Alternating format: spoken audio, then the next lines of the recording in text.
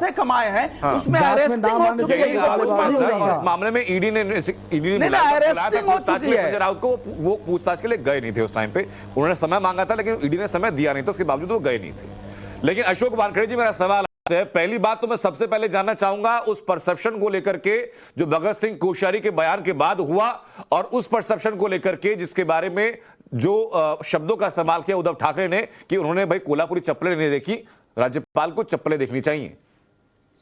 उन्होंने सीधा सीधा चप्पल से मारने की बात कही, यदि मैं जो समझ सकता हूं जी।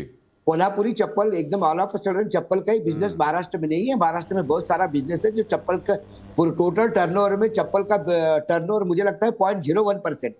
उन्होंने जो इंडिकेशन किया वो समझ लेना चाहिए।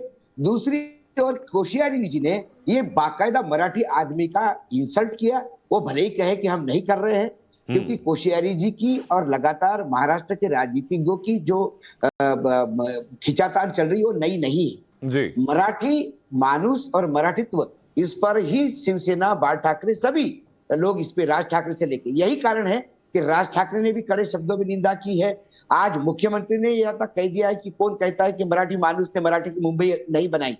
उसके बाद देवेंद्र फडणवीस ने कहा कि बीजेपी का कोई लेना देना नहीं है, और ये हम मानते ही नहीं इस बात को कि मराठी आदमी का यहाँ लेना देना नहीं है।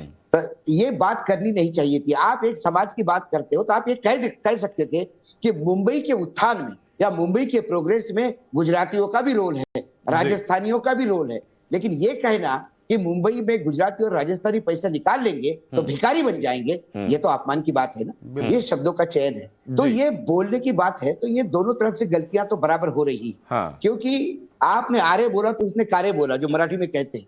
तो ये संयम दोनों तरफ से। गवर्नर तो बहुत मंजे हुए राजनीतिज्ञ है, और गवर्नर पद वो राज्यपाल होते हैं, वो पालक होते हैं राज्य के।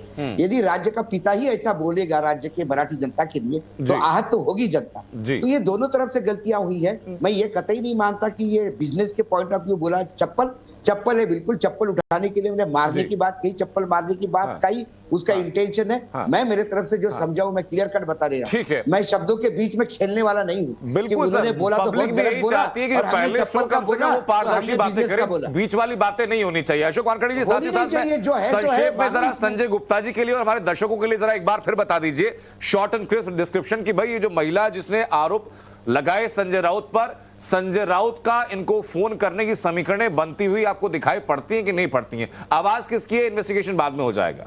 मैं ये कह रहा था पहले टाइम से कि इसकी, जैसे आपने कहा कि सत्यता हम नहीं बता सकते, हम गारंटी नहीं लेते, मैं भी उस मामले में हूं। लेकिन मैंने कुछ उदाहरण दिए। मैंने ये दिया कि they are partners in the crime, दोनों के नाम से वो प्रोजेक्ट है, पार्टनर इन द क्राइम। उनके पिता पति उनके साथ काम कर रहे थे। ईडी ने उनके पति की यहाँ रेड की, इसलिए रेड की क्योंकि वो उनके साथ काम कर रहे थे, संजय राउत के साथ जी। वो संजय राउत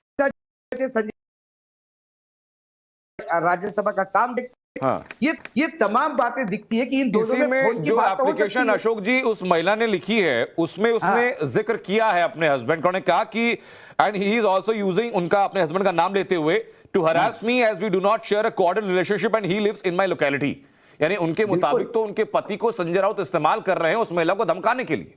मैंने तो कहा, देखिए धमकाने की तो बात होती है, आगे पीछे टेप कितना कोर्ट में स्टैंड होता है नहीं होता है। फिर मैं ये कहता हूं कि इसमें संजय राउत, जो संजय राउत के बहुत नजदीकी लोग हैं, उन्होंने आरोप लगाया। संजय राउत को हाँ या ना में कम से कम ये कह सकते थे कि भाई law will take its own course, या मैंने नहीं कहा। संजय राउत जो मीडिया का पूरा उपयोग लेते हैं, हर 2 मिनट में छोटी छोटी बात पे मीडिया में आके वक्तव्य देते हैं, आज मीडिया से क्यों भाग रहे हैं? इसी का जवाब मैं sir short and crisp Sanjay Gupta से लेता हूं, समय मेरे पास कम है और आप तो कुछ गलत तो कह नहीं रहे जी। संजय गुप्ता, मुझे बताइए कि अगर संजय राउत के ऊपर इतने संगीन आरोप हैं, महिला के साथ इतनी अभद्रता करने का आरोप है, उसको जान से मारने, उसको रेप करने की धमकी का आरोप है, तो क्यों चुप रहे वो संजय राउत?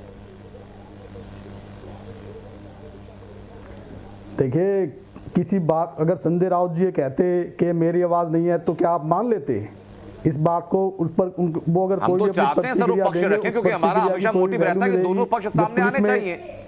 और आप यकीन मानिए अवधेश जी के सामने जब ये स्टोरी हम लोगों ने कल की थी, तो मैंने लाइव टीवी पर स्टोरी दिखाते हुए 3 से 4 दफा संजय राउत जी को कॉल किया था, उन्होंने एक बार रेस्पॉन्ड नहीं किया। हमारे रिपोर्टर पहुंच गए उनके सामने कैमरा लेकर के, सर हाँ ना कुछ तो बोलिए, वो तब भी चुप रह जा रहे हैं। जिसकी कोई अनंत त्यागी जी, एक ऐसी बात जिसकी कोई रिलेवेंसी ही नहीं हो सकती। कोई व्यक्ति किसी को 2 गालियां देगा तो फोन पटक देगा, खंडन तो करने के बाद उससे बात ही नहीं करेगा। संजय गुप्ता जी, नहीं मैं एक लाइन अनंत जोड़ना चाह रहा हूं। मैं ये कह रहा हूं कि केवल वो परसेप्शन का विषय नहीं है। 2 गालियां को संजय राउत की 2 गालियां को देगा उस गालियों पर बात की जाएगी, आगे की बात नहीं की जाएगी। एक संयुक्त अवधेश कुमार जी, वो अटैच ऐसा नहीं है इस कि गालियां सुनता रहेगा फिर आगे बात करता रहेगा। इसलिए पार्टनरशिप था कि 11.5 करोड़ के आसपास की प्रॉपर्टी इन सब की मिला करके अटैच किया हुआ है। तो ये आपको बात करने का मुद्दा वक्त की बात है सर, चर्चा को मुझे विराम देना होगा सर यहाँ पे।